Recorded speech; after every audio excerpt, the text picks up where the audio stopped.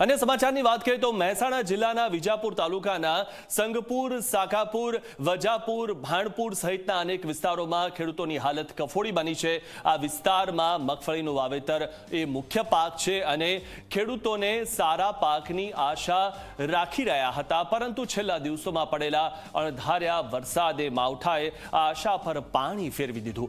પાક તૈયાર થઈ ગયો હતો અને ખેડૂતોએ તેને સૂકવવા માટે ખેતરોમાં રાખ્યો હતો અને આ સમયે જ માવઠું પડતા ભેજના કારણે મગફળીના દાણમાં વ્યાપક નુકસાન થયું છે, તેના દાણામાં નુકસાન થયું છે, તેને મગફળી કાળી પડી ગઈ છે, તેમાં ફૂગ લાગી ગઈ છે અને સૌથી મોટી સમસ્યા એ છે કે જમીનમાં જ અંકુર ફૂટી ગયા છે, જેના કારણે બધો જ પાક વેચવા લાયક હવે રહ્યો નથી। ખેડૂતોની વર્ષભરની મહેનત માથે પડી છે અને હવે તેઓ સરકાર તરફથી તાત્કાલિક સહાયની માંગ કરી રહ્યા છે।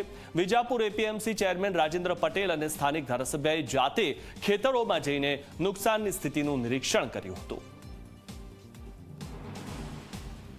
અત્યારે આપણે જોઈએ તો જે ઓક્ટોબર માસની અંદર જે પાછળના જે દિવસો હતા 26 તારીખથી માંડી અને 31 તારીખ સુધીમાં અલગ અલગ દિવસે મહદઅંશે કમોસમી વરસાદ થયેલો છે, જેના કારણે મહેસાણા જિલ્લામાં જો વાત કરીએ તો કુલ અંદાજ વાવેતર વિસ્તાર ખરું ખરીફ ઋતુનું એ 290 હેક્ટરમાં થાય છે।